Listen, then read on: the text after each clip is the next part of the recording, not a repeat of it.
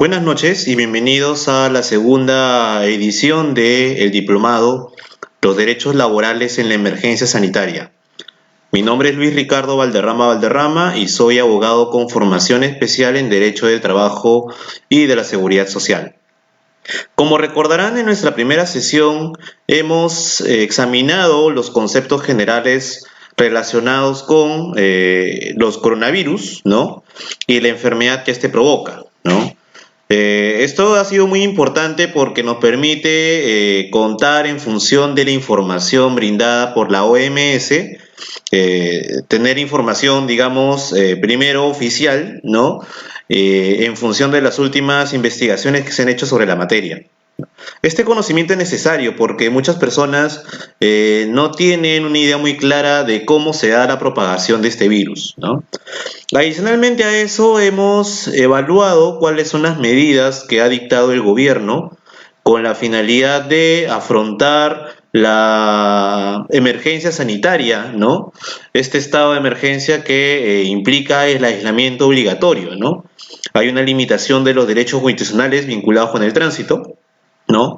Y también vinculados con la seguridad personal, ¿no? Estas limitaciones son necesarias porque solo en la medida de que se pueda hacer un control, ¿no? efectivo de las personas es que se va a reducir la propagación del virus. Es más, la OMS, como lo comentamos en la primera sesión, recomendaba que las personas no deben acercarse, ¿no? Deben mantener una distancia de como mínimo 2 metros, porque de esa manera, al momento que una persona exhala o estornuda o tose, la propagación del virus no se va a realizar de una forma efectiva, ¿no? Ahora, el día de hoy lo que vamos a desarrollar es un tema ya más de índole laboral, ¿no? En la primera sesión hemos visto un poco cuáles son consideradas como actividades esenciales, qué actividades no son esenciales, y también comentábamos la decisión del gobierno de que algunas actividades puedan ser desarrolladas a través del trabajo remoto. Bueno, es a partir del comentario que hicimos en la sesión pasada, es que la segunda sesión ya examina, ¿no? ¿Cuáles son las características del trabajo a distancia?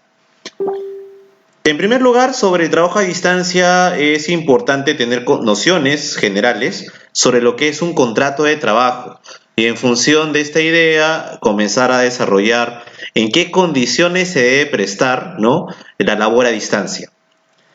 En primer lugar, el contrato de trabajo es un acuerdo de voluntades de naturaleza patrimonial, ¿no? Entre las cuales hay dos personas o dos partes, ¿no? Que estamos hablando del trabajador y el empleador. Ambas partes acuerdan para que se brinde, ¿no? los servicios, pero bajo ciertas características, ¿no? Y esto es lo que diferencia de otras figuras en la que también se prestan servicios, como la locación de servicios, ¿no? Que es una figura civil. En el caso del contrato de trabajo, esta prestación de servicios se realiza de forma personal. El trabajador, al momento de brindar sus servicios, no es reemplazado por nadie, ni puede solicitar el apoyo de terceras personas para cumplir a cabalidad sus labores, ¿no? En segundo lugar, son actividades que se desarrollan de manera subordinada, ¿no? El trabajador es una persona que está sujeto a las órdenes del empleador. En ese sentido, hay una serie de elementos que son denominados elementos de laboralidad que nos permiten identificar cuando estamos frente a una labor subordinada. Dentro de estos elementos nos encontramos con el horario, el hecho de que el trabajador ejecute sus labores en función de las órdenes, ¿no? dictadas por el empleador.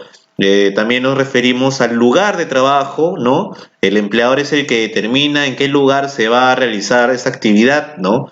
Además de eso, también el trabajador, para cumplir con sus funciones, va a requerir de una serie de medios, ¿no? Para que le van a ayudar, ¿no? A cumplir a cabalidad también su trabajo.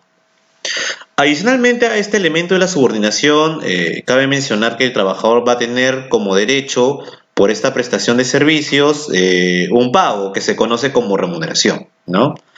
Ahora, no hay que confundir, y este es un tema que debe ser analizado con cuidado, especialmente en el contrato de trabajo, no se debe confundir lo que es un contrato, ¿no? Entendido como declaración de voluntad, con el documento físico. Normalmente, de forma coloquial, las personas cuando mencionan ya firmé mi contrato de trabajo, hacen referencia al documento físico, que es la forma a través de la cual se manifiesta, ¿no? O se hace visible esta declaración o acuerdo de voluntades, ¿no? Pero se puede dar la situación, ¿no? En la que las personas se encuentren sujetas bajo un contrato de trabajo a pesar que no exista ningún documento físico, ¿no? Eso ya lo vamos a explicar en las siguientes diapositivas, pero creo que es importante mencionarlo porque el contrato de trabajo no solo se puede dar por escrito, ¿no? También se puede realizar a través de un acuerdo verbal, ¿no? Ahora, estas reglas sobre el contrato de trabajo se encuentran recogidas en el Decreto Supremo número 003-97-TR, que es el texto único ordenado de la Ley de Productividad y Competitividad Laboral. Digamos que esta es una norma madre, ¿no? Como una especie de ley general que desarrolla cuáles son los tipos de contrato, desarrolla algunos derechos, como por ejemplo la estabilidad laboral, ¿no? En qué condiciones se puede dar el despido, cómo se regula a los trabajadores de dirección y de confianza, en general, ¿no? Este decreto supremo resulta, en verdad, su lectura es necesaria, ¿no? Porque no solo señala cuáles son estos elementos esenciales que determinan cuándo estamos frente a un contrato de trabajo, sino también establecen sus limitaciones. Ahora, ¿qué características tiene el contrato de trabajo frente a otro tipo de contratos, ¿no? Primero hay que partir que el contrato de trabajo es un contrato realidad. ¿Qué significa esto? No importa cuál sea el nombre que las partes utilicen para referirse a la relación que han constituido, ¿no? Es por eso que en el campo laboral sucede muchas veces que las dos partes llegan a un acuerdo para que el contrato que van a realizar sea un contrato de locación de servicios, que es un contrato regulado por el Código Civil, ¿no? Donde no hay una relación de subordinación.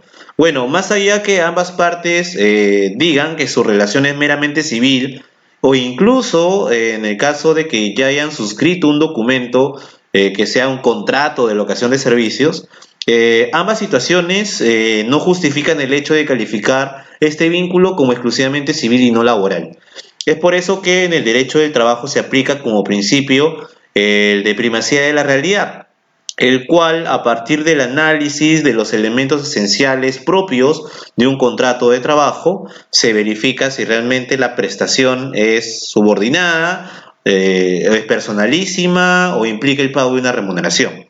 Entonces, en la medida de que el inspector o el juez, ¿no?, evalúen que se den estas características, es que se determina si realmente estamos ante un contrato de trabajo o no. Es por eso que, más allá de las formas, lo que importa en el caso de los contratos de trabajo es la realidad, cómo se manifiesta, los hechos, ¿no? En segundo lugar, el contrato de trabajo es consensual, ¿no? Consensual quiere decir que se perfecciona a través del acuerdo de voluntades de ambas partes, del trabajador y del empleador. Es por eso que resulta intrascendente para que surjan o surtan todas las consecuencias legales el inicio de la prestación. ¿A qué se refiere esta parte, no? Resulta que basta que sea o ambas partes acuerden dar inicio a un contrato de trabajo para que se considere como, digamos, que la realización de la actividad ya comenzó, ¿no? Esto es muy interesante porque hay contratos de trabajo que no requieren una manifestación expresa, ¿no? Comenté el caso de aquella persona que cree que es un prestador de servicios autónomo, ¿no? Pero realiza su actividad dentro de un horario de trabajo, ¿no? Lo realiza dentro de que el contrato solo requiere que ambas partes se encuentren de acuerdo, ¿no? Obviamente, para algunos tipos de contratos hay formalidades. Por ejemplo, para los contratos a plazo fijo se requiere que estos sean por escrito, ¿no? A diferencia del contrato a plazo indeterminado, que por lo menos a nivel legislativo es considerado como el contrato típico de derecho del trabajo, ¿no? En el caso de estos contratos a plazo indeterminado no se requiere ningún soporte físico, ¿no?, que nos revele que se ha realizado un contrato, ¿no? Así que bastaría el acuerdo de las partes para que el contrato a plazo indeterminado tenga inicio, ¿no? En tercer lugar, el contrato de trabajo es personalísimo. ¿Qué quiere decir esto? Que cuando el empleador contrata al trabajador lo hace en función de su experiencia y habilidad particular, ¿no? Recuerden que el trabajador no puede ser una persona jurídica, es una persona física o natural, ¿no? Que se encarga de brindar, ¿no?, un servicio a favor del empleador. Entonces, el empleador cuando decide a quién va a contratar, lo que hace es evaluar qué persona reúne el perfil, ¿no?, y se adecua al puesto de trabajo. Solo en ese sentido es que se podría considerar que el contrato de trabajo es personalísimo. Es por eso que no puede existir reemplazos, ¿no? Y tampoco esta persona puede contar con apoyos designados por él para cumplir con él la función que es el encargado, ¿no? Luego, una cuarta característica es el tracto sucesivo. Es decir, las obligaciones que surgen del contrato no se agotan en un acto instantáneo de cumplimiento, ni están totalmente fijadas, porque en el desarrollo del contrato de trabajo pueden presentarse una serie de situaciones, ¿no?, que puedan incluso modificar determinadas condiciones contractuales. Es por eso que la prestación de trabajo tiene una naturaleza continuada, ¿no? ¿A qué nos referimos con tracto sucesivo? En primer lugar, por ejemplo, cuando observamos un caso de una compra-venta, ¿no?, que es un contrato civil, una persona entrega un bien y la otra persona paga por ese bien, ¿no? Digamos que con ese acto culmina el cumplimiento. Esto no sucede en el contrato de trabajo porque cuando inicia el contrato, ¿ya?, ahí se determinan cuáles son las obligaciones y las partes tienen la idea de que este contrato tenga cierta duración. En el caso de los contratos a plazo fijo, en el documento por escrito no se establece con claridad cuál es el plazo. Y también las partes determinan que este se puede prorrogar si ambas están de acuerdo, ¿no? En el contrato a plazo indeterminado no hay necesidad de plasmar en un documento esta situación porque basta nada más que las partes acuerden de forma oral para que esto se dé, ¿no? Tanto los jueces como la SUNAFIL interpretan que en el caso que no haya ningún contrato por escrito, automáticamente se considera que el vínculo laboral de las partes es un contrato a plazo indeterminado. Además de eso, los contratos de trabajo se caracterizan por ser informales, ¿no? Y la informalidad se refiere al hecho de que para celebrar este tipo de contratos predomina la libertad de forma. Ojo, nos estamos refiriendo exclusivamente al caso de los contratos a plazo indeterminado, porque en la situación de los contratos a plazo fijo o el contrato a tiempo parcial, la ley sí exige una forma determinada, que sea por escrito, ¿no? En el caso del contrato a plazo indeterminado esto no sucede, así que las partes pueden decidir si les conviene o no suscribir un contrato por escrito, ¿no? Y finalmente los contratos de trabajo son onerosos, ¿no? Porque hay un intercambio recíproco de bienes económicos. Lo que hace el trabajador es brindar o prestar un servicio, ¿no? Es una obligación de hacer, ¿no? Y a cambio el empleador se compromete a desarrollar una obligación de dar, que es pagarle al trabajador una suma, ¿no?, por sus labores, ¿no? Recuerden que la remuneración no solo puede ser a través de dinero, también se puede dar a través de lo que se conoce como la remuneración en especie, ¿no?, a través de bienes, ¿no? Un ejemplo es muy común, es cuando se da el suministro directo de alimentación al trabajador. Cuando es una alimentación principal, eso es considerado como remunerativo. Ahora, ¿cuáles son los presupuestos del contrato de trabajo? ¿Qué es lo que tiene que considerarse para que el contrato pueda desarrollarse? En primer lugar, hay que diferenciar entre lo que son los sujetos o las partes y el objeto del contrato de trabajo. Para que se pueda realizar o celebrar un contrato de trabajo se requieren dos personas. En primer lugar tenemos al trabajador y en segundo lugar al empleador. El trabajador es una persona física que brinda su consentimiento para prestar un servicio o ejecutar una obra. ¿A favor de quién? A favor de una tercera persona que se conoce como empleador. Ahora, ¿quién es el empleador? Puede ser una persona natural o una persona jurídica. Ejemplo de persona natural, por ejemplo, en el caso de los trabajadores del hogar, ¿no? La persona que lo contrata, que puede ser la madre o el padre de familia, ¿no? Contrata a un trabajador del hogar para que brinde servicios de aseo y de cocina, ¿no?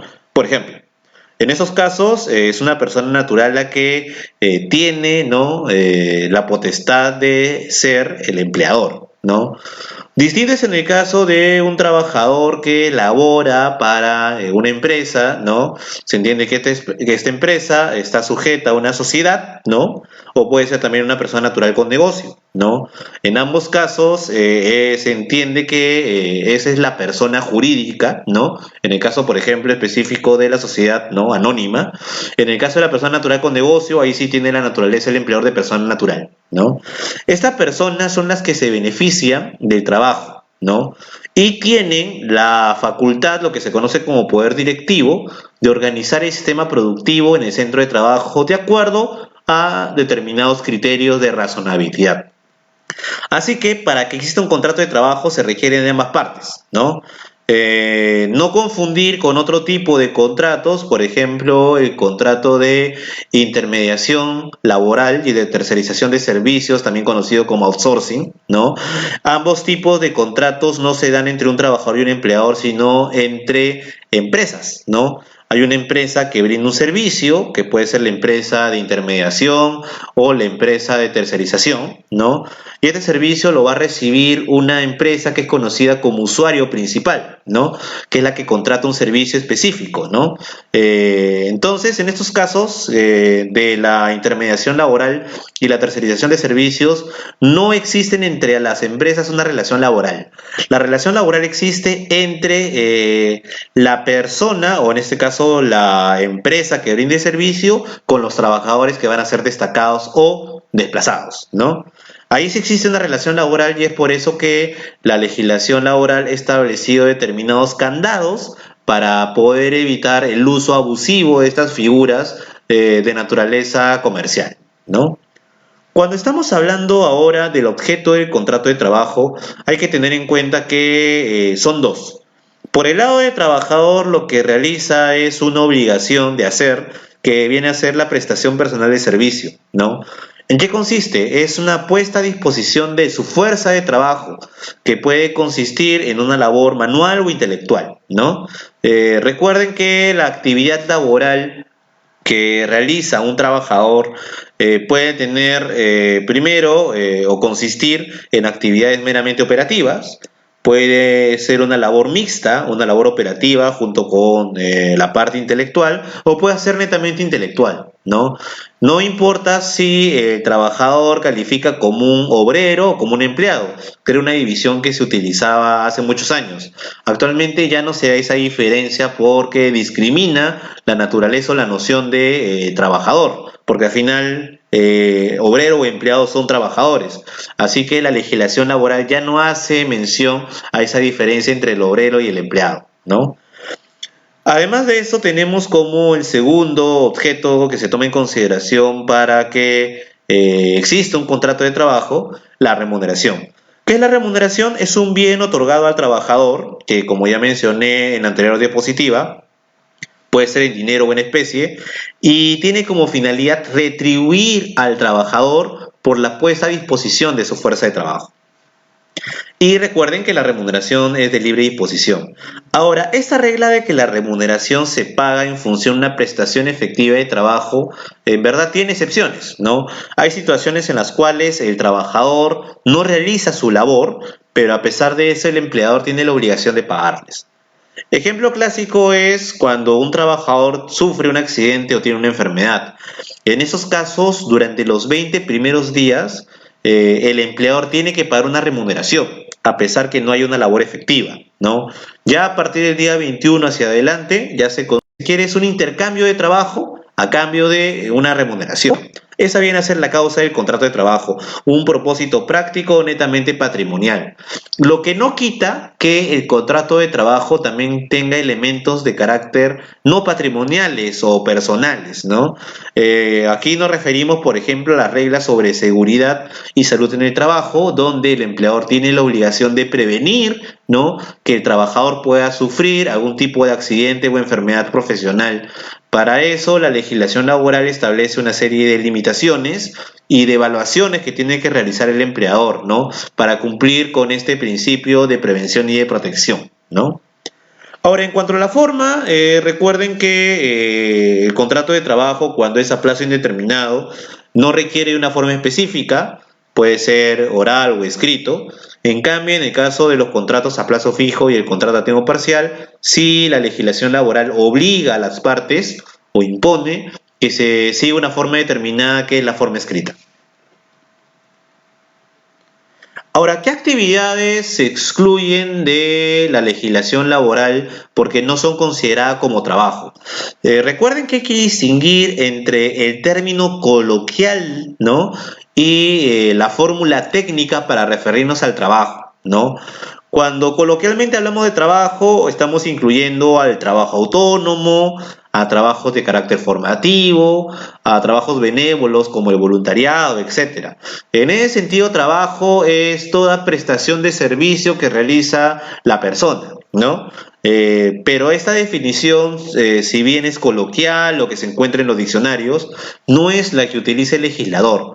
El legislador cuando habla de trabajo se menciona que es aquella actividad que cumple tres características.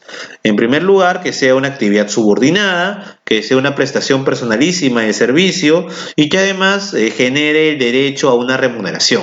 Solo bajo estas tres condiciones esenciales o elementos esenciales es que se podría considerar la existencia de un contrato de trabajo y a eso se le llama trabajo, ¿no? Así que hay una gran diferencia entre el uso coloquial de la palabra trabajo con respecto a su significado técnico, ¿no? En esta diapositiva estamos mencionando o utilizando el término trabajo en su forma coloquial, ¿no? Por ejemplo, aquellas actividades o trabajos que no están incluidos dentro de la legislación laboral son el trabajo familiar.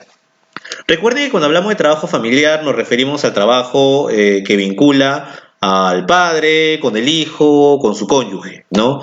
¿Qué dice la legislación laboral al respecto, ¿no? Que en el caso de aquellas personas naturales con negocio, ¿ya? Su hijo o su cónyuge no van a mantener una relación laboral a pesar que ellos participen de la actividad productiva de la empresa, ¿no? En el caso de los hijos es posible, si así lo determina el padre, ¿no? Que sí se dé una relación laboral, pero para eso debe existir un pacto, ¿no? Entonces, ¿cómo se manifiesta este pacto? Puede ser a través de incluir a su familiar en este registro, ¿no? O suscribir un contrato de trabajo por escrito donde se establezca que esta persona está vinculada laboralmente, ¿no? En el caso de la cónyuge, sí, esto no es posible porque la misma norma prohíbe la existencia de un vínculo laboral. Así que la cónyuge estaría realizando una actividad que no es calificada como laboral para efectos legislativos, ¿no? Ahora, también existe otro tipo de trabajos que no están contemplados en la legislación laboral, que son los trabajos forzosos, ¿no? Obviamente recuerden que una de las características del contrato de trabajo es que implique consentimiento. Si no hay consentimiento, no es un trabajo libre y por ende es un trabajo forzoso prohibido, ¿no? Por la legislación. En el caso de los trabajos forzosos, esto sucede mucho, por ejemplo, en la selva, donde hay actividades mineras informales, ¿no? Se utiliza la fuerza o mano de obra, incluso de niños, ¿no? Esos trabajos forzosos son sancionados penalmente. Ahora, otro tema adicional es en el caso de los trabajos formativos. Esto se conoce a través de nuestra legislación como las modalidades formativas laborales. En el caso del practicante preprofesional o profesional, ¿no? Este tipo de actividad tiene subordinación, por lo menos esa es mi opinión, ¿no? Son actividades subordinadas porque sí, estas personas van a recibir órdenes, pero la finalidad no es tanto la actividad productiva. Lo que se busca es que la persona aprenda, ¿no? En un puesto determinado, cómo se desempeñan las personas profesionales, ¿no? De esta manera, el trabajo formativo no necesariamente debe generarle un beneficio patrimonial al empleador. Es más, hay actividades formativas que no la generan o implican mayores gastos de repente para el empleador, pero posibilita o permite que esta persona realice sus prácticas y de esa manera pueda tener conocimientos operativos sobre su labor. para que cuando la persona ya labore de forma profesional, ¿no? Que ya cuente con un título, por ejemplo, ya pueda desarrollar o desenvolverse con total normalidad, ¿no? Es por eso que estos trabajos formativos no son considerados por la legislación laboral como una relación propiamente laboral y por eso no tienen todos los derechos que sí cuenta un trabajador. Además de eso tenemos a los trabajos benévolos. Esos trabajos benévolos son lo que se conoce como el voluntariado. Hay una ley especial que regula las actividades de voluntariado, ¿no? Que son, no vamos a llamar labores, ¿no? Sino que una persona decide realizar una actividad en beneficio de un grupo de personas, ¿no? Sin ningún interés lucrativo. ¿No? Eso es lo que lo diferencia de un contrato de trabajo cuya finalidad o causa es el intercambio de trabajo por remuneración, que son intereses netamente patrimoniales, ¿no? Y finalmente el trabajo autónomo, que hace referencia a aquellas actividades donde no hay subordinación. Normalmente esos trabajos son regulados por el Código Civil a través de la alocación de servicios o la alocación de obra, ¿no? Ahora, hay que distinguir el contrato de trabajo de otras figuras afines como el contrato de locación de servicios y las modalidades formativas laborales, porque normalmente existen confusiones, ¿no? En primer lugar, existe sí una relación entre el contrato de trabajo y la modalidad laboral, ¿no? Porque en el contrato de trabajo hay una ejecución de servicios de forma subordinada. Mientras que en la modalidad formativa laboral se da una actividad formativa, pero sigue siendo subordinada. Es lo que comenté hace un momento, ¿no? En ambos casos, sea trabajador o sea practicante, existe subordinación, ¿no? Pero la finalidad sí es diferente, porque en el contrato de trabajo la finalidad es principalmente económica, mientras que en la modalidad formativa laboral solo existe como finalidad la formación de la persona en un puesto, ¿no? Aquí sí podemos encontrar algunas diferencias con lo que es un contrato de locación de servicios, ¿ya? Por ejemplo, en lo que se refiere a la ejecución de servicio, el contrato de locación se realiza de forma autónoma, situación que no sucede ni en el contrato de trabajo ni en la modalidad formativa laboral. En lo que sí existen similitudes con el contrato de trabajo es que tanto el contrato de locación de servicios como el contrato de trabajo tienen un fin principalmente económico, ¿no? Ahora, en el contrato de trabajo la prestación es personalísima, al igual que la modalidad formativa laboral. En cambio, en el contrato de locación de servicios puede darse el caso, si es que ambas partes aceptan, de que se incluyan colaboradores para cumplir con la actividad contratada. Ahora, la legislación que regula cada una de ellas es diferente. Por ejemplo, en el caso del contrato de locación de servicios, es una figura regulada por el Código Civil, mientras que el contrato de trabajo es regulado por el texto único ordenado de la Ley de Productividad y Competitividad Laboral, aprobado por el Decreto Supremo número 003-97-TR. Mientras que las modalidades formativas tienen su propia legislación, que es la ley número 28518 y su reglamento, ¿no? Hasta ahí podemos examinar claramente que hay una diferencia entre el contrato de trabajo con otro tipo de convenios o contratos, ¿no? Definitivamente la labor que realiza una persona dentro del parámetro del derecho del trabajo le otorga determinados beneficios y también existen una serie de exigencias particulares. Y esto lo vamos a ver ahora que analizamos las clases de contratos de trabajo. Lo podemos dividir los contratos de trabajo en función de tres criterios, ¿no? El primero, que es el principal, es por su formalidad. Recuerden que el contrato de trabajo puede ser oral o escrito. Esto solo sucede en el caso de los contratos a plazo indeterminado porque los contratos sujetos a modalidad y los contratos a tiempo parcial solo pueden ser por escrito, ¿no? Si no, resultan inválidos, ¿no? Por su duración, hay dos tipos de contrato. Hay contratos a plazo indeterminado y contratos a plazo determinado, ¿no? Ya sabemos que los contratos a plazo determinado están vinculados con actividades que son temporales o que son de suplencia, ¿no? O para una obra o servicio específico, ¿no? Esos son los contratos, digamos, más usados en el Perú. Y finalmente tenemos los contratos que se diferencian por su jornada. Hay contratos con una jornada completa, ¿no? que, ojo, muchos entienden jornada completa como 8 horas, pero puede ser menos, ¿no? Eso sí, no puede ser menor a 4 horas, porque en ese caso ya no estamos hablando de un contrato sujeto a una jornada completa, sino a tiempo parcial, ¿no? Y ahí obviamente cambian los beneficios que se establecen a favor de los trabajadores.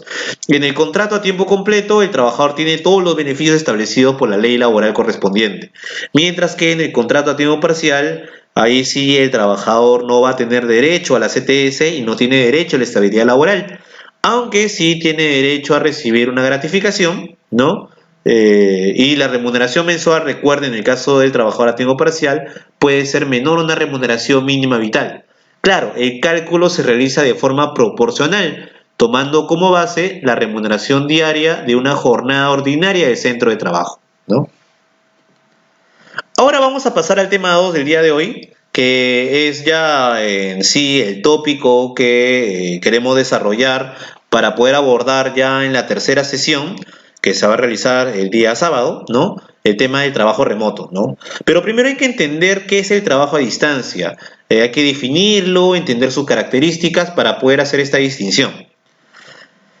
El término, en primer lugar, de trabajo a distancia está vinculado con la condición del lugar de trabajo. ¿Qué es el lugar del trabajo? Es una de las condiciones que se utilizan para determinar de qué manera debe prestarse el servicio, ¿no?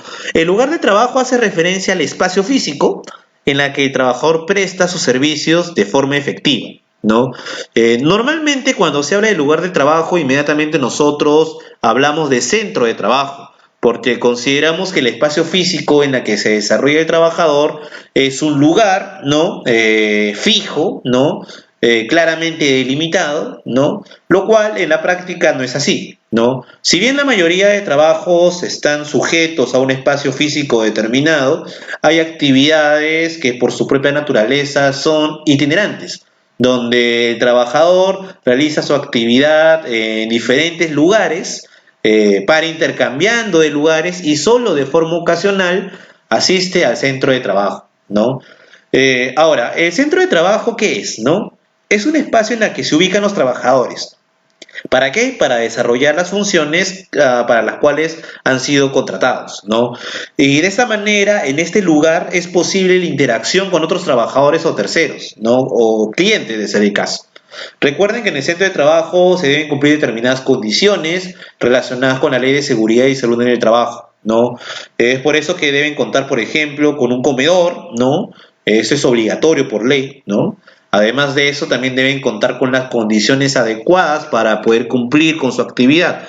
Es por eso que el empleador tiene que disponer una serie de equipos de trabajo.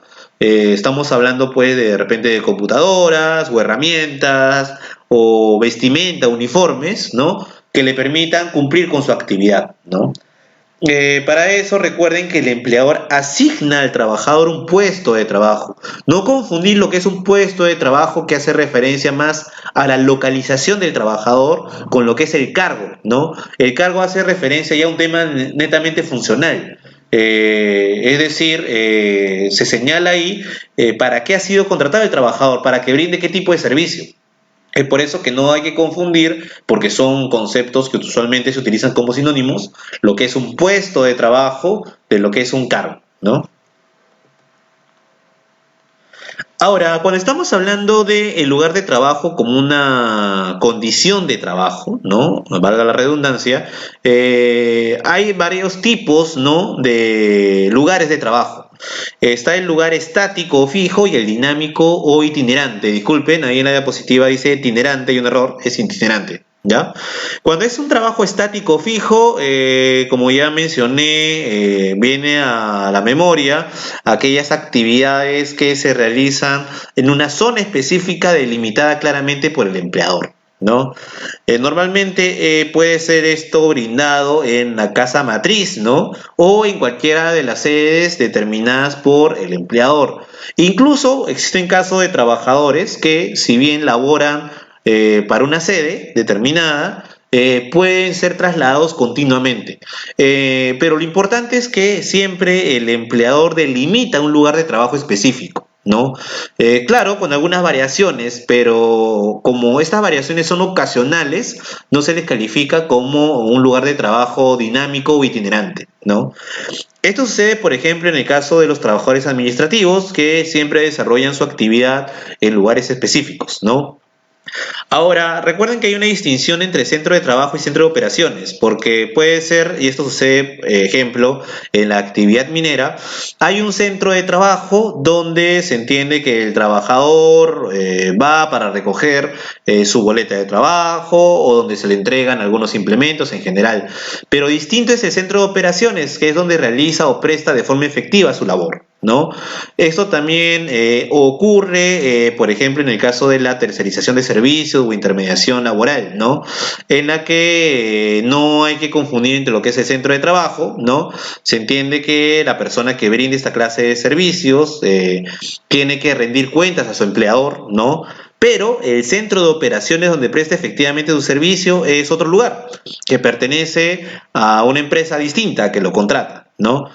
Justamente en la medida que existe una tercerización de servicios o una intermediación laboral, es que el contrato lo que tiene como fin es que este trabajador se desplace, ¿no?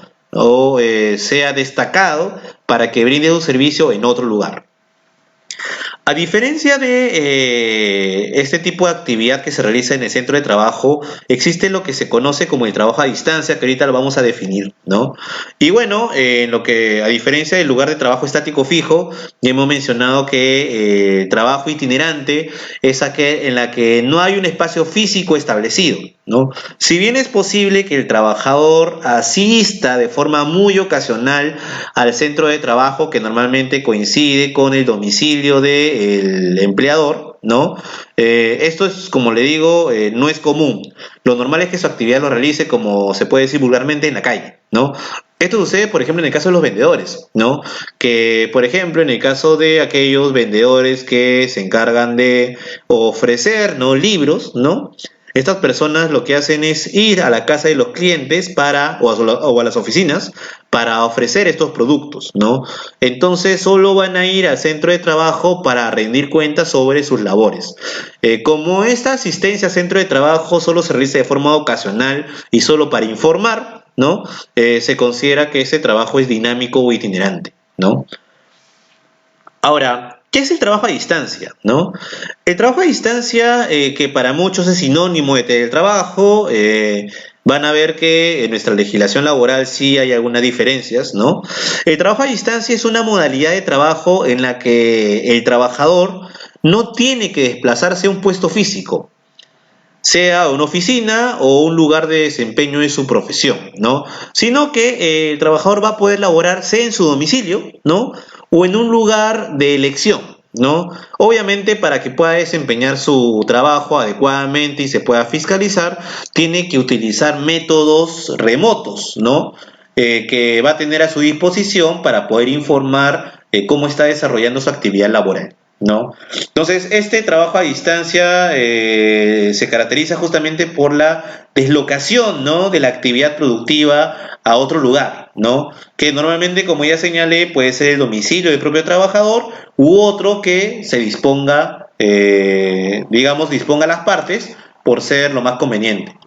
Ahora, ¿qué es lo que caracteriza el trabajo a distancia? Gracias a la introducción de las tecnologías de información y comunicación, en siglas TICs, ¿no?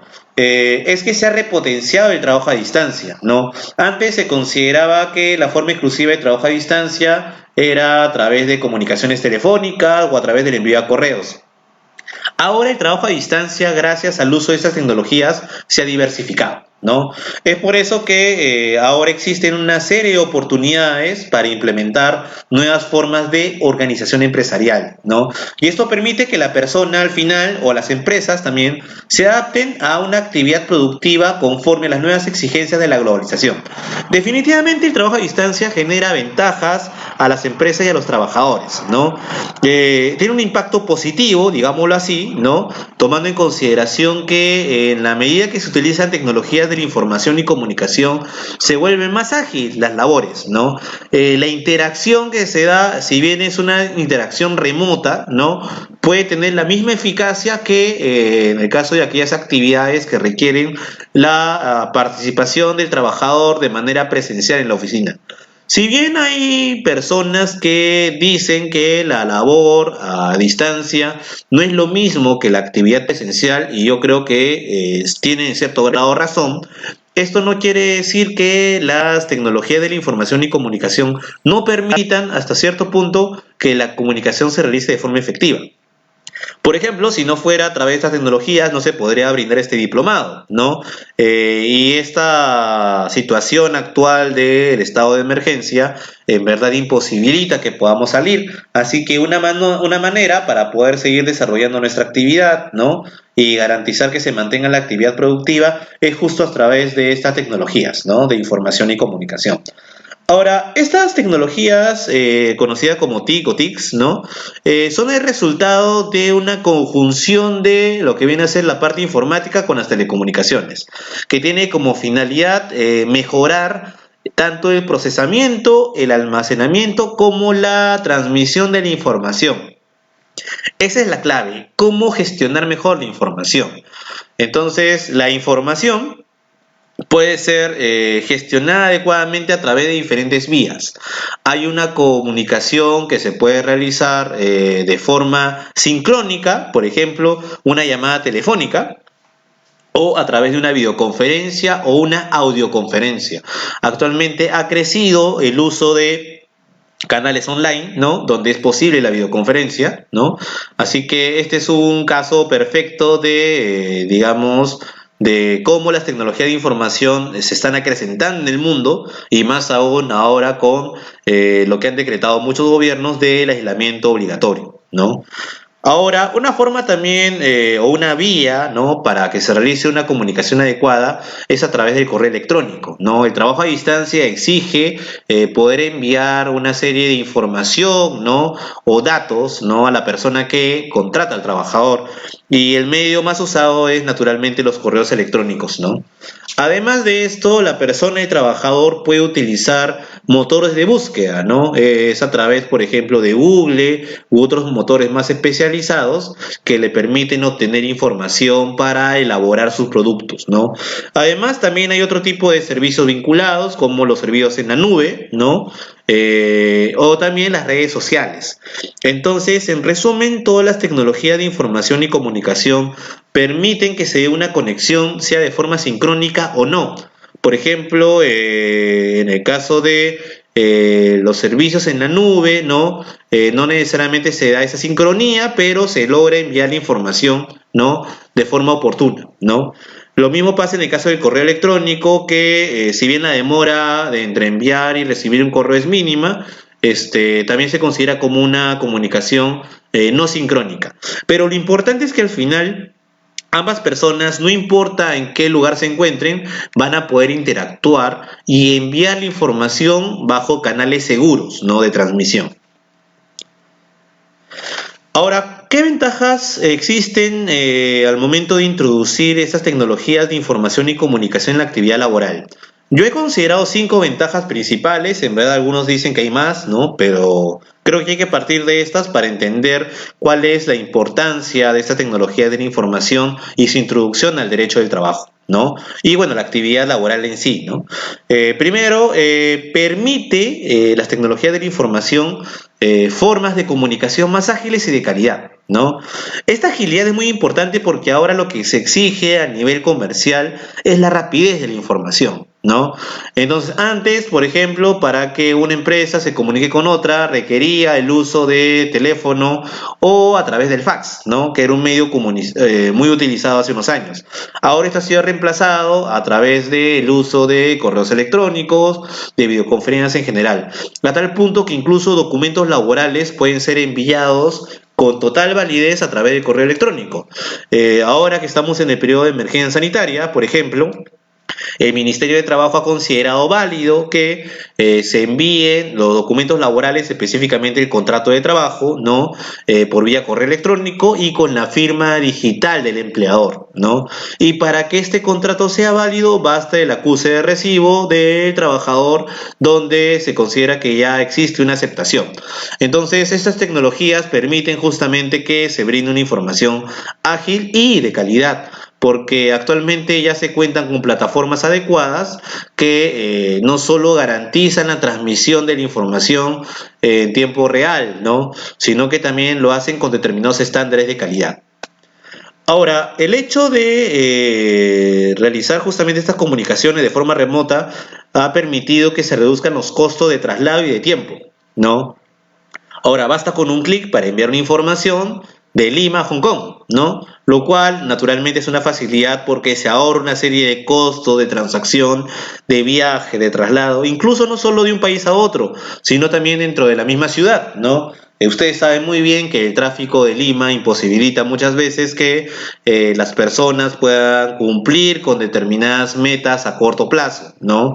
Es por eso que una alternativa adecuada para evitar este gasto de tiempo innecesario es a través de la tecnología de información, porque a través de estas plataformas ágiles es que puede llegar la información en el tiempo en el que nosotros deseamos, ¿no? Además, también el uso de la tecnología de información y su empleo en el trabajo a distancia, ¿no? Proporciona más comodidad. Una persona puede encontrarse en su casa con las comodidades que brinda eso, ¿no? Y cumplir al mismo tiempo sus labores.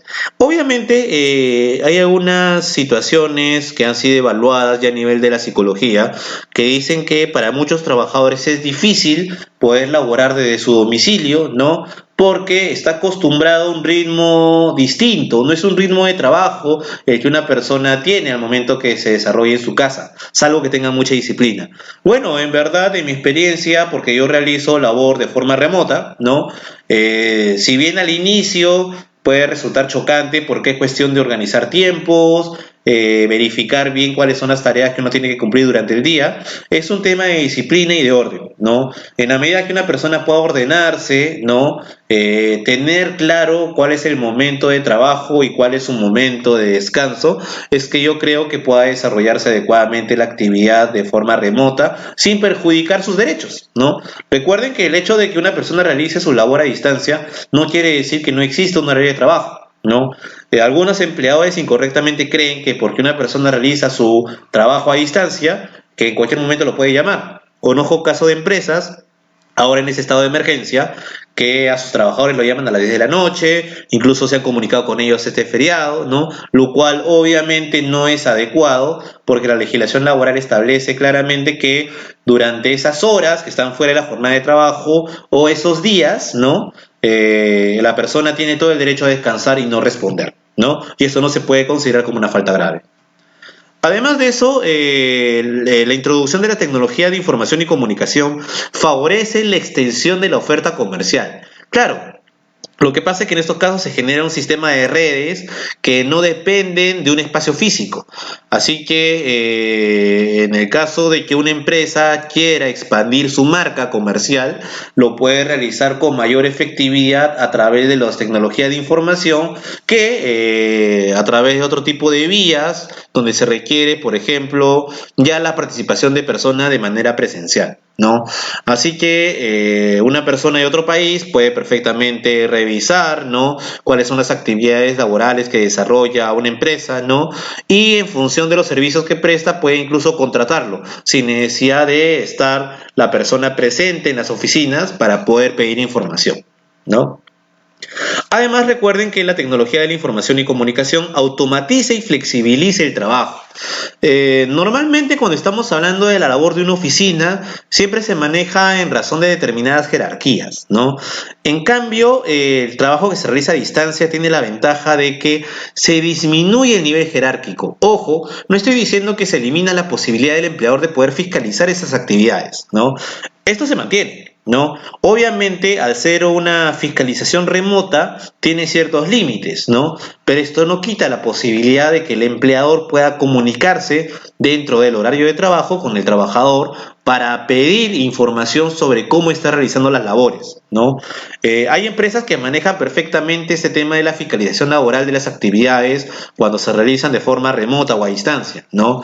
Hay otras que recién se están introduciendo en este tema, así que les resulta novedoso y muchas veces no tienen un control efectivo de las horas. Bueno, hay empresas que cuentan con herramientas digitales que les permiten tener un control efectivo de qué actividad realiza el trabajador, ¿no? Así que el hecho de que se realice el trabajo a distancia no quiere decir que disminuya la fiscalización de parte del empleador al trabajador. Aunque sí existe cierto grado de flexibilización, ¿no? En el sentido que al ser la labor a distancia, no es que siempre va a haber una persona que esté mirando tu labor, ¿no? Además, recuerden que el trabajo a distancia es perfecto para actividades que son de resultado, ¿no? Donde no se evalúa tanto el tiempo de trabajo, sino lo que estás produciendo, ¿no? Así que yo por lo menos recomiendo mucho la utilización del trabajo a distancia para aquellas actividades que no requieren la presencia física del trabajador en la oficina o en las instalaciones de la empresa, ¿no? Creo que esta situación de emergencia, más allá del lado negativo del costo de las personas que se contagian con este virus, también ha significado una oportunidad para reevaluar cuáles son las formas o modalidades que puede utilizar la empresa para adaptarse a estos nuevos cambios generacionales, ¿no? Ahora entramos ya al tema principal, que es la regulación del trabajo a distancia en el Perú. En primer lugar, yo he considerado pertinente utilizar el término trabajo a distancia, pero debo aclarar que en otros países, ya, trabajo a distancia es sinónimo de teletrabajo, ¿no? Yo he preferido utilizar como término general, ¿no? Como el género, trabajo a distancia para distinguir entre tres tipos de actividades laborales. Estamos hablando del trabajo a domicilio, del teletrabajo y el trabajo remoto, ¿ya? Sobre el trabajo remoto, y aquí pueden revisar en la diapositiva la base legal de cada uno, son legislaciones distintas, ¿no? El tema del trabajo remoto lo voy a desarrollar en la tercera sesión, porque es uno de los temas principales. Lo que voy a ver hoy día es lo que viene a ser el trabajo a domicilio y el teletrabajo y establecer sus diferencias. Lamentablemente en el Perú la legislación laboral no es muy clara en la definición para distinguir entre trabajo a domicilio y teletrabajo.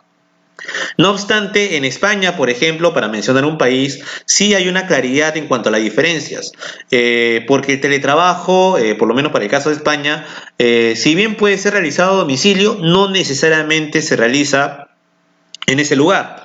El empleador puede señalar otro tipo de lugar para prestar este servicio, pero lo que caracteriza más al teletrabajo es el uso de tecnología de información y además de que hay una fiscalización más pormenorizada. En el trabajo a domicilio basta con que entre empleador y trabajador lleguen a un acuerdo para establecer de qué manera el trabajador va a enviar la información, mientras que en el teletrabajo puede existir, ¿no? Y esto lo ha señalado no solo la legislación sobre el teletrabajo, sino también la doctrina, existe una mayor fiscalización porque hay un mayor control laboral, ¿no? Para comenzar, vamos a hablar sobre el trabajo a domicilio, ¿no?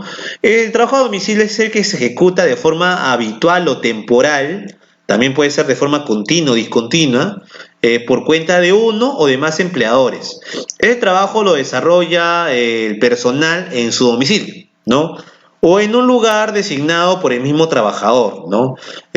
Obviamente en estos casos, y esta es la diferencia principal que tiene con respecto al teletrabajo, sin supervisión directa e inmediata del empleador, ¿ya? El trabajo a domicilio tiene esa ventaja de que la supervisión que realiza el empleador es limitada, ¿no? Ahora, naturalmente el empleador, para poder garantizar que se realice la actividad o la prestación de servicios de forma efectiva, tiene la facultad de establecer determinadas regulaciones en cuanto a la metodología y las técnicas de trabajo que se va a realizar, ¿no? Obviamente lo que busca aquí el empleador es garantizar que la prestación de servicios sea efectiva, ¿no? Y para eso tiene determinadas metodologías que puede aplicar o canales de revisión, ¿no? Y de ese modo garantizar que el trabajo a domicilio se esté realizando de forma eficaz. Ahora, en el caso del trabajo a domicilio hay que recordar que este trabajo principalmente privilegia los criterios de producción. Es más, tal como lo dice la ley que es regulada, bueno, esta figura del trabajo a domicilio es regulado por el texto único ordenado de la Ley de Productividad y Competitividad Laboral, aprobado por el Decreto Supremo 003-97-TR, que como ya mencioné al inicio, es como una especie de ley general del trabajo, ¿no? No es una ley completa porque hay otros derechos que están regulados por otras normas, pero digamos que es la norma laboral principal porque regula el tema de los contratos, ¿no? Ahí también se regula el trabajo a domicilio. Y se menciona que la remuneración que va a pagar el empleador al trabajador, ¿no? Se fija con base en criterios de producción, ¿no? Es decir, aquí no es el tiempo el que va a determinar el pago de la remuneración, sino lo que produce de forma efectiva, ¿no? Esto es muy importante porque recuerden que en la medida que las facultades de fiscalización del empleador para el trabajo a domicilio es menor, naturalmente, la mejor manera de poder establecer cuánto le voy a pagar a ese trabajador es en razón a su rendimiento, a lo que produce, ¿no? Ahora, la legislación laboral también señala que este trabajo a domicilio tiene que ser por escrito. En ese aspecto se asemeja al contrato a tiempo parcial y el contrato a plazo fijo, ¿no? Luego, tiene una serie de beneficios especiales. Por ejemplo, dentro de los beneficios que tiene el trabajador a domicilio tiene derecho a una remuneración por el 1 de mayo. Recuerden que el 1 de mayo es el día de trabajo, ¿no?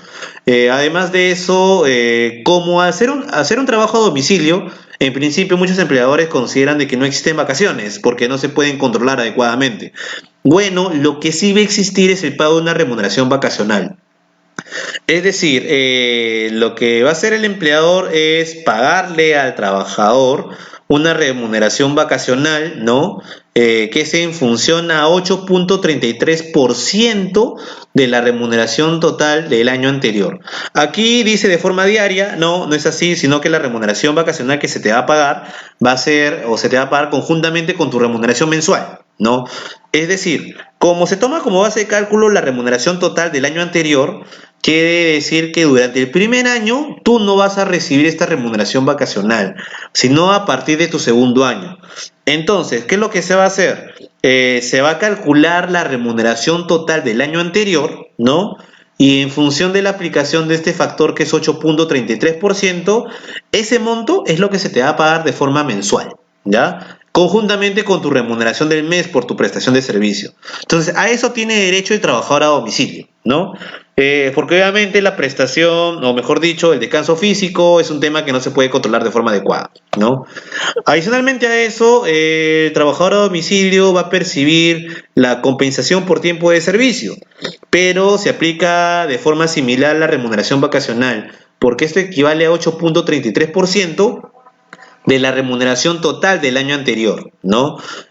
Obviamente este monto que se le está dando al trabajador a domicilio no es depositado en el banco, sino que se le paga directamente. Es una de las pocas excepciones, conjuntamente con la remuneración integral anual, en la que la CTS no se deposita en un banco, sino que es entregada directamente al trabajador. Ahora, con relación a el teletrabajo, ya para establecer la diferencia, recordemos cuando mencionábamos a cuál era el criterio que utilizaba la legislación española para diferenciar este tipo de actividades, que en el trabajo a distancia el sistema de vigilancia no era tan pormenorizado. En el trabajo sí, en la medida de que la legislación pone énfasis a la utilización de técnicas o tecnologías de información y comunicación, ¿no? Es por eso que el teletrabajo, al igual que el trabajo a domicilio, implica el desempeño subordinado de labores sin la presencia física del trabajador. Este trabajador, en el caso del teletrabajo, es conocido como teletrabajador, ¿ya? Y evidentemente, para desarrollar su actividad, tiene que realizarla a través de medios informáticos, de telecomunicaciones y análogos, mediante los cuales se ejerce a su vez el control y la supervisión de las labores. Esto quiere decir que el empleador, haciendo uso de estos medios informáticos, puede controlar la actividad del trabajador, ¿no? Este control se puede realizar de muchas maneras, ¿no?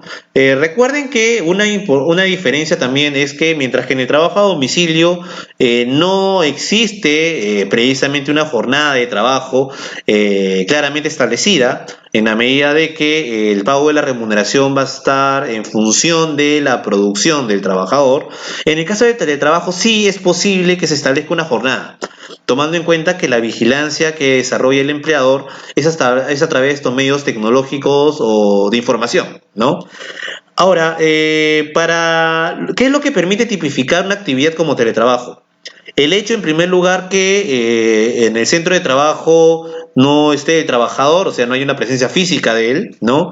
Y en segundo lugar, que exista una serie de medios físicos o métodos informáticos, ¿no? Es decir, tanto de parte del empleador como del trabajador hay una dependencia tecnológica, ¿no? Este tipo de actividades pueden ser desarrolladas a través de las herramientas que pueda brindar el empleador o el mismo trabajador puede hacer uso de sus equipos, ¿no? ¿Qué características tiene un físico claramente determinado? Entonces, eso es posible, así lo establece la legislación. Este contrato de teletrabajo también es obligatorio que sea por escrito, así que ahí sí se asemeja al contrato de trabajo que se realiza por actividad en domicilio, ¿no? Luego tiene a diferencia del contrato de trabajo a domicilio, donde hemos visto que los beneficios en verdad son específicos, aquí sí el teletrabajador tiene los mismos beneficios de los demás trabajadores del sector privado, ¿no? Es más, la misma norma establece que se les pueden aplicar cualquiera de las modalidades establecidas en la legislación laboral general.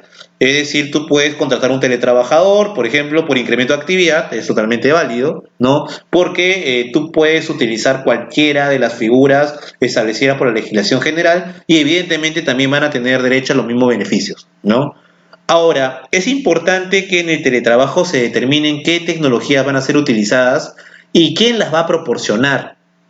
En el caso de que el empleador proporcione los medios tecnológicos, hay una obligación de parte del trabajador de realizar un adecuado cuidado de estos medios, de mantener obviamente la obligación de reserva o de confidencialidad de la información y de no permitir que un tercero utilice esos medios, ¿no? En cambio, cuando el trabajador es el que brinda las herramientas de trabajo, ahí sí existe la obligación de parte del empleador de compensar ese gasto, porque naturalmente si la persona hace uso de sus propias herramientas de trabajo, implica el gasto de luz, ¿no? La herramienta también se desgasta en general, y esto tiene que ser de una u otra manera compensado por el empleador. Y finalmente, la última característica del teletrabajo es que esta labor es fiscalizada y se sujeta a la jornada máxima laboral, que recuerden que es de 8 horas diarias o de 48 horas semanales. Obviamente existen situaciones en las que no se va a aplicar este tipo de jornada y aquí la norma sobre el teletrabajo indica que se tomará en cuenta la legislación general. Recuerden que hay actividades que por su propia naturaleza no están sujetas a la jornada de trabajo. Por ejemplo, el personal de dirección, aquellas personas que realizan actividades que son de carácter intermitente, ¿no? Y bueno, aquellas personas que no están sujetas a fiscalización inmediata, ¿no? Entonces, en esas situaciones sí podría considerarse que no están sujetos a una jornada máxima, ¿no? Bueno, con esta diapositiva hemos concluido la sesión del día de hoy, pero no quiero terminar la sesión sin antes hacer dos menciones, o como se decía en mi colegio, avisos parroquiales, ¿no? En primer lugar, ya nos encontramos en la segunda sesión, seguro ya muchos de ustedes han tenido la oportunidad de poder revisar la primera. Hasta ahora, además de las diapositivas, no hemos enviado un material adicional. No obstante, ya esta noche vamos a colgar información adicional. Por ejemplo, existe una serie de personas que me han estado pidiendo información sobre cuáles son las medidas laborales que se están aplicando hasta el momento, desde que inició la emergencia sanitaria, ¿no? Yo he tenido la ocasión de trabajar junto con mi estudio, porque yo soy el director del área corporativa y laboral del estudio Bravo Shin Abogados, ¿no? Y hemos desarrollado un documento donde hemos realizado una síntesis de las principales normas laborales que se han adoptado hasta la fecha, ¿no? Ese documento está actualizado hasta el día de ayer. Todavía no ha salido ninguna norma laboral, así que se podría decir que está actualizado al 100%. Esto vamos a publicarlo a través de nuestra plataforma virtual, ¿no? Si es que alguien tiene alguna duda sobre lo que estamos proporcionando como material, puede hacernos la consulta con total libertad a efectos de que puedan conocer mejor cómo funciona la legislación laboral en esta época. Ahora resulta que muchas empresas y también los trabajadores, por supuesto, están en una situación de incertidumbre tomando en consideración que el día de ayer el presidente Vizcarra ha comunicado la extensión de este aislamiento obligatorio, ¿no? Así que va a durar hasta el 26 de abril, ¿no? Definitivamente esta medida ha generado que muchas empresas estén replanteando su forma de actuación y cómo enfrentar esta situación. Lamentablemente, ya hay empresas que están tomando como decisión la suspensión perfecta de labores que, aclaro, a pesar que en muchos medios hay abogados laboralistas que se han pronunciado sobre su validez, la ley es clara al señalar que para aplicar la figura de la suspensión perfecta de labores, es decir, el trabajador no labora y el empleador no paga, ¿no? Para aplicar esta figura, por caso fortuito, fuerza mayor, tiene que haber una comunicación ante el Ministerio de Trabajo, para que de esa manera el Ministerio pueda fiscalizar posteriormente si realmente la causa que está aplicando la empresa es correcta o no. Entonces, esto, como entenderán, no cumple actualmente nadie, no hay una plataforma tampoco virtual para hacer esta comunicación, porque esta comunicación se realiza de forma presencial ante el Ministerio de Trabajo, así que esta figura de la suspensión perfecta de labores no resulta válida porque a la fecha no existe ningún tipo de base legal que permita hacerlo de forma automática. Es más, quiero mencionar que la CONFIEP ha realizado una serie de propuestas, ¿no? A fin de que el gobierno las tome para evitar que muchas empresas se vean en una situación de crisis que implicaría justamente el cierre, ¿no? De los centros de trabajo. Definitivamente, y esto es lo que yo he podido revisar del documento de la CONFIEP y lo quiero comentar rápidamente, hay algo en la que yo estoy de acuerdo. La CONFIEP plantea como premisa que no tiene sentido que solo pensemos en el trabajador, porque al final si las empresas cierran, tampoco el trabajador va a contar con un medio de vida a futuro o a corto plazo, ¿no? Obviamente, tal como lo plantea la CONFIEP, yo creo que hay un error, porque si bien el trabajador necesita del empleador, también el empleador para mantener su actividad productiva requiere del trabajador. Así que al final son dos elementos necesarios, ¿no? Trabajador y empleador. Aquí la idea no es decir que un grupo es el malo y otro es el bueno, tampoco, ¿no?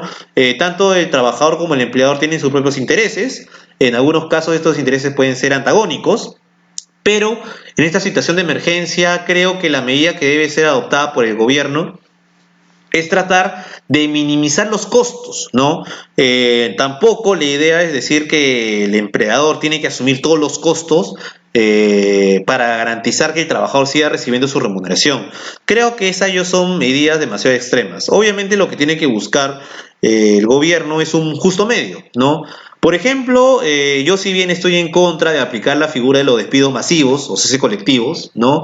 Sí considero como alternativas viables que se permita que entre empleador y trabajador se negocie, por ejemplo, el adelanto de vacaciones o el otorgamiento de vacaciones, ¿no? Sé que obviamente en estas condiciones de incertidumbre es difícil que una persona pueda considerar este aislamiento obligatorio como un descanso, ¿no? Pero creo que es una medida no tan extrema, ¿no? Como la suspensión perfecta de labores, ¿no? Que permitiría por lo menos al empleador en hasta cierto punto respirar un poco con respecto a la situación de la licencia. Porque recuerden, la legislación laboral que se ha dictado durante este periodo de emergencia señala que en caso que no se pueda realizar el trabajo remoto, ¿no? Al trabajador se le va a otorgar una licencia con goce de haber sujeta a compensación. Pero hay actividades que por su propia naturaleza no pueden compensarse, ¿no? Por ejemplo, hay empresas industriales que cuentan con 2 turnos. De esa manera sigue activando durante 24 horas. Entonces no hay forma que se pueda compensar ese tipo de actividades, ¿no? Y no solo eso, sino que también se presentan situaciones en las que hay empresas que debido a la jornada que tienen, ¿no? Es imposible que el trabajador labore las horas extras porque esto generaría un perjuicio en su salud, ¿no? Así que en conclusión, creo que el Estado sí ha cometido un error al momento de no aclarar qué sucede en aquellas situaciones en que el otorgamiento de la licencia con goce de haber sujeta a compensación posterior realmente no se puede compensar, ¿no? Entonces ha generado justamente este vacío normativo, entre comillas, ¿no? Ha generado que muchas empresas se encuentren en una incertidumbre para ver qué alternativas tienen, ¿no? Una alternativa que yo creo viable, como ya mencioné, es el tema de ver el tema de las vacaciones de repente adelantadas, ¿no? E incluso considero que, y esto sí tiene que ser dado en función de una negociación, que tanto el empleador como el trabajador acuerden la reducción de remuneraciones. Obviamente dentro de ciertos criterios razonables. No es que cualquier tipo de empleador o empresa va a poder aplicarla con total libertad, no es así, sino que, y es una opinión personal, yo creo que debe existir una negociación. Como obviamente no se puede dar una negociación adecuada entre el empleador, ¿no?, y el trabajador individualmente considerado, creo que la mejor forma de negociar es a través de un comité de trabajadores dentro de una empresa. No es un sindicato, aclaro, ¿no? Para las empresas que tienen sindicatos, sí es posible realizar ese tipo de negociaciones, pero en aquellas empresas que cuenten con pocos trabajadores o simplemente que no haya sindicatos, creo que la formación de estos comités serían alternativas adecuadas para analizar en primer lugar la situación económica de la empresa, porque definitivamente si la empresa no cuenta con la liquidez suficiente, no va a poder continuar la actividad laboral. Entonces, para evitar el cierre de la empresa, lo mejor es buscar alternativas adecuadas, ¿no?, para que pueda proseguir la actividad laboral, aunque esto implique de repente una menor jornada de trabajo, lo que implica naturalmente una menor remuneración, o pactar simplemente la reducción de remuneraciones. Entonces, yo soy de la opinión que estas medidas de la reducción de la remuneración o la reducción de la jornada son medidas que son viables, pero obviamente se requiere respaldo de una norma especial para que éstas se puedan realizar, ¿no? Digamos que este tema planteado por la CONFIEP, lo más probable es que el gobierno lo analice con mucho detalle, pero creo que no es suficiente, debe contar con los dos actores, ¿no? El Estado debe tratar de contar con las propuestas no solo del sector empresarial, sino también del sector de los trabajadores y buscar una forma de conciliarlas, ¿no? Creo que es el momento para que el Estado busque justamente de que ambos actores, a partir de los cuales la economía funciona, ¿no?, trabajadores y empleadores, se reúnan y buscar medidas consensuadas donde no se llegue al extremo de despedir a los trabajadores o buscar el cese colectivo de forma automática, que me parece una medida extrema y que al final no resulta saludable para nadie en este periodo de emergencia sanitaria. Bueno, con esto concluimos la sesión del día de hoy. Les agradezco su atención y espero realmente encontrarnos el día sábado, donde se va a realizar la tercera sesión, donde ya vamos a hablar sobre el trabajo remoto y en qué condiciones se puede realizar. Aquellas personas que tienen dudas o consultas lo pueden realizar a través de la plataforma. Ya a partir de la tercera sesión voy a estar al final de que termine de exponer. Voy a estar respondiendo con nombre y apellido incluso las preguntas que me formulan. Y recuerden que este diplomado otorga como beneficio a aquellas personas que se inscriban y soliciten el derecho del diploma. Tienen la posibilidad de poder hacerme consultas directamente, sea a través de correo electrónico, a través de llamadas telefónicas. Seguro hay muchas personas que están o tienen dudas sobre las últimas normas que han sido dictadas. Así que con total libertad pueden hacerme la consulta correspondiente. Yo prefiero en verdad que sea una consulta telefónica, incluso estoy atendiendo por Semana Santa porque no hay descanso, así que aquellas personas, como ya dije, que tengan el derecho al diploma, pueden perfectamente comunicarse conmigo estos días, incluso el día sábado y domingo. Así que con esto damos terminada la transmisión. Muchas gracias por la atención.